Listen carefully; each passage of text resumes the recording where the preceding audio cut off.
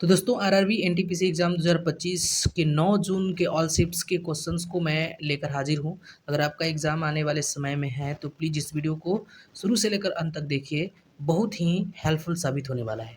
तो चलिए किस तरह के क्वेश्चंस पूछे गए थे, सारी चीज़ों को हम यहाँ पे डिस्कस करने वाले हैं। बिल्कुल 100% एक्यूरेट क्वेश्चंस यही पूछे गए थे, आप लोगों को बिल्कुल भी इग्नोर करके नहीं चलना है। अगर नेक्स्ट शिफ्ट में है या आगे आने वाले समय में एग्ज़ाम आपका है तो प्लीज़ शुरू से लेकर अंत तक देखिए। तो देखिए क्या-क्या क्वेश्चंस पूछे गए हैं।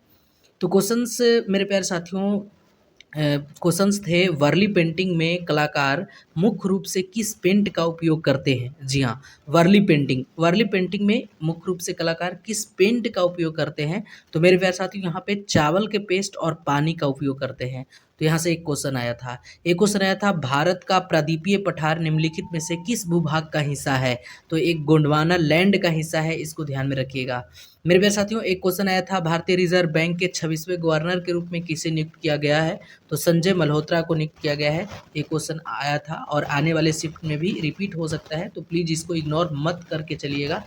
नेक्स्ट जो क्वेश्चन देखिए, नेक्स्ट क्वेश्चन पूछा गया था 2024। देखिए 2024 के करंट से भी क्वेश्चन पूछे गए थे। 2024 का बुकर पुरस्कार किसने जीता? जी हाँ, ब्रिटेन की समंथा हार्वे ने जीता था, इसको ध्यान में रखिएगा। मेंडलीव की आवर्त सारणी में तत्वों की किस क्रम में व्यवस्थित किया गया था? तत्वों को किस क्रम में व्यवस्थित किया गया था? तो मेरे प्यारे साथियों परमाणु भार के बढ़ते क्रम में इसको व्यवस्थित किया गया था, ध्यान में रखिएगा। नेक्स्ट जो क्वेश्चन देखिए, इस तरह से क्वेश्चन था निम्नलिखित में कौन मेघालय का भाग नहीं है? देखिए इसमें कुछ ऑप्शंस थे, गारो, खासी, जयंतिया और एक ऑप्शन था मिकिर। तो मेरे प्यारे साथियों मेघालय में गारो, खासी, जयंतिया ये 3 पर्वत आपको दिखाई देंगे, लेकिन मिकिर जो है वो असम में है। तो नहीं पूछा था, तो मेघालय का भाग नहीं था, तो मिकिर आपका मेघालय का भाग नहीं होगा। ऑप्शन आप लोग अगर एग्ज़ाम दिए होंगे तो इस तरह से ऑप्शन आपको मिला होगा। नेक्स्ट क्वेश्चन पूछा गया था, मेंडलीव ने तत्वों को उनकी गुणात्मक विशेषताओं के आधार पर किस दिशा में व्यवस्थित किया था? तो केवल ऊर्ध्वाधर हॉरिजॉन्टल आपको याद रखना है। नेक्स्ट क्वेश्चन पूछा गया था इनमें से किस देश की सीमा सिर्फ जल के साथ भारत से लगती है? तो देखिए मेरे प्यारे साथियों भारत से विकल्प भी दिया गया था कि जल के साथ भारत की सीमा कौन-कौन से, देखिए एक नेपाल दिया गया था, भूटान, म्यांमार और मालदीव। तो आप लोगों को पता होगा कि नेपाल तो जल के साथ लगता नहीं है भारत के साथ, भूटान भी नहीं लगता है, म्यांमार भी नहीं लगता है, तो एक मालदीव, ऑप्शन नंबर मालदीव हो जाएगा। जो भी आपका ऑप्शन होगा मालदीव आपका राइट आंसर हो जाएगा। एक क्वेश्चन पूछा गया था दिल्ली में बीजेपी की सरकार कितने साल बाद जीती है और कितने सीटें जीती हैं? देखिए इस तरह के क्वेश्चंस भी पूछे गए थे। तो 27 वर्षों के बाद याद रखना है 70 में से 48 सीटें बीजेपी की जीत हुई थी दिल्ली विधानसभा में। तो 27 वर्षों के बाद बीजेपी की सरकार जीती है वहाँ पे। नेक्स्ट क्वेश्चन पूछा गया था उड़ीसा सरकार ने हाल ही में किस टाइगर रिजर्व को राज्य का दूसरा राष्ट्रीय उद्यान घोषित किया है? तो मेरे प्यारे साथियों इसको ध्यान में रखिएगा, सिमलीपाल राइट टाइगर रिजर्व है जो कि 107वां टाइगर रिजर्व है, इसको ध्यान में रखिएगा। एक क्वेश्चन पूछा गया था भारतीय पूर्ण जागरण, जी हाँ, भारतीय पूर्ण जागरण के जनक के रूप में कौन जाने जाते हैं? और बंगाल पूर्ण जागरण आंदोलन में महत्वपूर्ण भूमिका निभाई थी, तो राजा राम मोहन राय को याद रखना है। देखिए एक क्वेश्चन पूछा गया था निम्नलिखित में से कौन चालुक्य वंश के संस्थापक थे? जी हाँ, चालुक्य वंश के संस्थापक पुलकेशिन प्रथम, इसको यहाँ पे याद रखिएगा। एक क्वेश्चन पूछा गया था 1985 का नागरिकता अधिनियम किस राज्य या केंद्र शासित प्रदेश अधिनियम से संबंधित है? तो मेरे प्यारे साथियों ये असम से संबंधित है, इसको ध्यान में रखिएगा, Assam is the right answer. एक क्वेश्चन पूछा गया था सुदर्शन झील का जीर्णोद्धार बिना बंधुआ मजदूरी के किसने किया था? तो रुद्रदामन ने प्रथम ने किया था, बिना मजदूरों का किया था। ठीक है, एक क्वेश्चन पूछा गया था, देखिए एक क्वेश्चन पूछा गया था सुदर्शन झील का निर्माण किसने करवाया था? तो चंद्रगुप्त मौर्य के आदेश से पुष्पगुप्त के द्वारा करवाया गया था, तो इसको ध्यान में रखना है। मेरे प्यारे साथियों नेक्स्ट भी क्वेश्चन देखते हैं किस तरह से क्वेश्चंस पूछे जा रहे हैं, आप लोगों को पता चल रहा होगा किस किस टॉपिक्स से क्वेश्चंस पूछे जा रहे हैं। तो देखिए एक क्वेश्चन पूछा गया था विधानसभा चुनाव में बीजेपी को इनमें से किस राज्य में सबसे ज़्यादा सीटें मिली थी? तो देखिए महाराष्ट्र में मिली थी, Maharashtra is the right answer हो जाता है इसका। एक क्वेश्चन था हाल ही में राष्ट्रीय समुद्री खेलों 2025 का उद्घाटन कहाँ हुआ? देखिए 2025 से भी करंट के क्वेश्चंस बहुत सारे पूछे जा रहे हैं, तो ये मुंबई में हुआ।